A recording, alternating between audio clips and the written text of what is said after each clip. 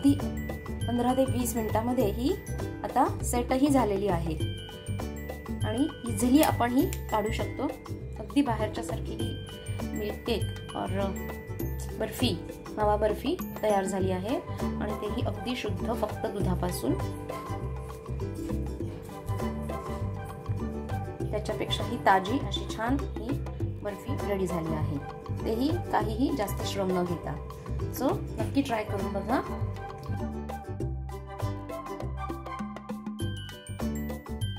नमस्कार, अनुपमा स्वादिष्ट पाककृतीमध्ये आपलं खूप खूप स्वागत। आज आपण अगदी झटपट होणारी अशी दुधाची मिठाई बनवत आहोत।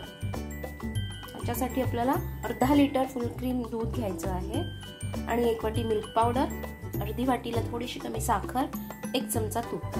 फक्त एवढ्याच साहित्यामध्ये आपल्याला कलाकंद किंवा मिल्क केक कसा पटकन करता येईल ते आपण आज बघूया। तर मी हे दूध अशा पसरट पॅन मध्ये तापवायला ठेवते। तर ह्यामध्ये कायम 1 चमचा ठेवायचा आहे, 5 मिनिटं हे असंच मीडियम गॅसवरती उकळत ठेवायचं आपल्याला। आणि चमचा ठेवल्यामुळे काय होईल ते बाहेर उतू जाणार नाही आणि मीडियम गॅस असल्यामुळे खाली लागणारही नाही। 5 मिनिटांनी आपण याच्यामध्ये साखर आणि मिल्क पावडर दोन्ही घालणार आहोत, थोडंसं गरम झालं। आता 5 मिनिटातच हे छान उकळायला लागलं आहे दूध। आता ह्याच्यात मी ही मिल्क पावडर घालते आहे, साधारण वाटीभर किंवा थोडीशी कमी अशी चालते। मिल्क पावडर आपण ह्याच्यात मिक्स करून घेऊया। ठी होणार नाही याची काळजी घ्यायची आहे। ही लगेच मिक्स होणारी आहे, रेडी टू यूज, म्हणून मी अशीच घातली आहे। अदरवाइज तुम्ही थोड्याशा दुधामध्ये पातळ करून टाकली तरी सुद्धा चालेल। गॅस मीडियमच ठेवायचा आहे कायम। मिल्क पावडरमुळे आता हे पटकन आटायला मदत होईल आपल्याला। अदरवाइज फक्त दुधापासून पण करता येतो, पण त्याला वेळ जास्ती लागेल कमी करण्यासाठी आणि म्हणून मी इथे मिल्क पावडर वापरले, सो दॅट आपल्याला कमी वेळामध्ये छान असा कलाकंद किंवा मिल्क केक बनवून तयार होईल आपला। त्याच्यातच मी साखर पण आता घालतेय।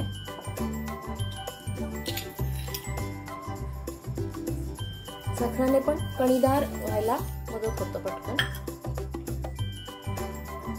जनरली लक्ष्मीपूजन किंवा काही लक्ष्मीच्या ज्या काही पूजा असतात त्यावेळेस आपल्याला दुधाच्या मिठाईचा नैवेद्य दाखवायचा असतो। अशा वेळेला झटकन होणारी अशी ही मिठाई आहे। 5-5 मिनिटात मध्ये जरा बघत राहायचं आहे, चमचा जस्ट फिरवून। अदरवाइज हे असं आपण चमचा ठेवून मंद गॅसवर हे करू शकतो। आता हे असं इथे साय लागू लागली आहे, 5-7 मिनिटं अजून झाली आहे। तर या स्टेजला मी थोडेसच अगदी लिंबाचा रस घालणार आहे, 5-6 थेंब, ज्याच्याने थोडंसं घट्ट व्हायला लागेल दूध आणि ग्रॅन्युलर होईल, कणीदार व्हायला मदत होईल। आणि या स्टेजला आपण ह्याच्यामध्ये घालूया 1 चमचा तूप।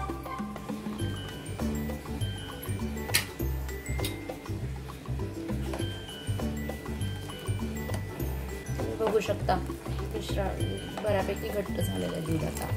आता पुन्हा चमचा असाच ठेवून 5 मिनिटं हे घट्ट व्हायला ठेवायचं आहे। आता 15 मिनिटांनंतर लगेच हे असं घट्ट व्हायला लागलं आहे आणि गॅस माझा अगदी कमी आहे, मीडियम। जर तुम्ही कंटिन्युअस लक्ष देऊ शकता तर थोडासा गॅस मोठा करून पण प्रोसेस लवकर करता येते, पण इतर कामं बघत आपण जर करत असू तर मीडियमवर ठेवून द्यायचा, म्हणजे व्यवस्थित न करपता हे दूध घट्ट होऊ शकतं। अर्धा तास लागेल, पण मग आपल्याला बाकीचीही कामं सोबत करता येतात। हे आता अजून 5-7 मिनिटांमध्ये असं व्यवस्थित घट्ट, थोडासा गॅस मी मोठा करते आहे। आता आपण हे पटपट असं ढवळत बसलं तर अगदी 5 मिनिटातच मिश्रण कडेपासून सुटायला लागतं। तेलही म्हणजे तूप जे घातलेलं आहे तूप पण आपल्याला बाहेर दिसायला लागतं आणि मग आपण गॅस बंद करायचा तेव्हा।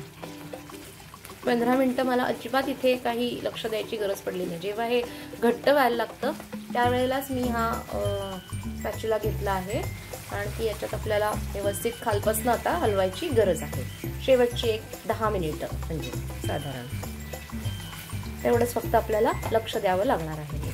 थोडासा लिंबू रस घातल्यामुळे आणि साखर घालून हे केल्यामुळे हे अगदी पटापट झालेली आहे प्रोसिजर आपली.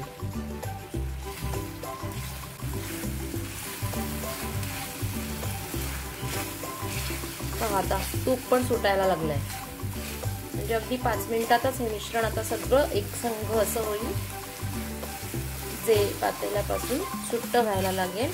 त्या स्टेजला आपण हे एका प्लेटमध्ये काढून घेऊया. तत्पूर्वी आपण ह्याच्यामध्ये आता केशर वेलची पूड घालूया जरा. इथे मी आता ही केशर वेलची पूड घालते.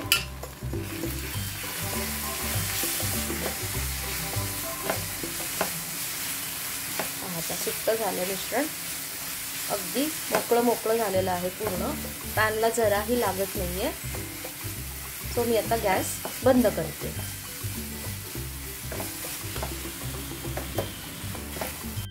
आणि हे मिश्रण असं आता एका प्लेटमध्ये काढून घेते आहे.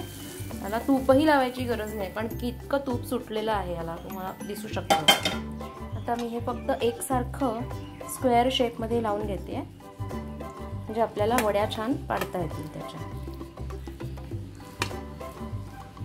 आणि हे आता थंड होईल. नॉर्मल झालं की एक अर्धा ते 1 तासामध्ये ह्याच्या वड्या आपल्याला पाडता येतील. ट्रे असेल चौकोनी तर तुम्ही त्याच्यातही सेट करायला ठेवू शकता. तर थोडंसं कोमट असतानाच मी याच्यावरती थोडेसे ड्रायफ्रूट्सचे काप गार्निशिंगसाठी लावते. पहा, सुंदर असा हा कलाकंद मिठाई तयार होते, किंवा जो आपण म्हणतो ना, ह्याच्यात तुम्ही फ्लेवर पण करू शकता. अंजीर घालून अंजीर बर्फी किंवा मिल्क केक, मावा बर्फी अशी ही तयार झाली आहे छानपैकी. अगदी बाहेरच्या सारखी ही मिठाई होते. नक्की ट्राय करून बघा. मी असे ह्याच्यावरती पिस्त्याचे काप घालते. गुलाबाच्या पाकळ्या असतील तर त्याही तुम्ही इथे घालू शकता, पण जास्ती ड्रायफ्रूटची गरजच नाही, कारण की ही मिठाईच ॲक्सेस अशी खूप छान लागते. हे थोडं नॉर्मल असतानाच मी याच्यावरती वड्या पाडून ठेवते, जेणेकरून आपल्याला नंतर व्यवस्थित हे सेपरेट करता येते.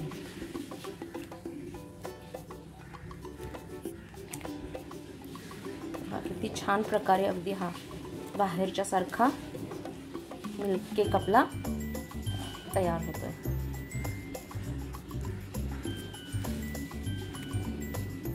तेही घरच्या घरी अगदी शुद्ध ओरिजिनल, काहीही भेसळ किंवा काहीही आर्टिफिशियल पदार्थ न घालता खूप सुंदर अशी ही मिठाई नैवेद्यासाठी तयार आहे.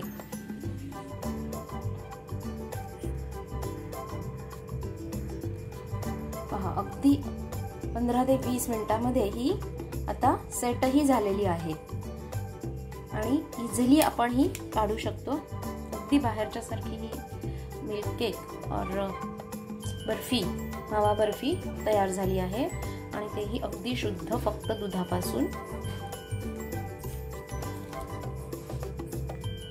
त्याच्यापेक्षाही ताजी अशी छान ही बर्फी रेडी झाली आहे, तेही काहीही जास्ती श्रम न घेता.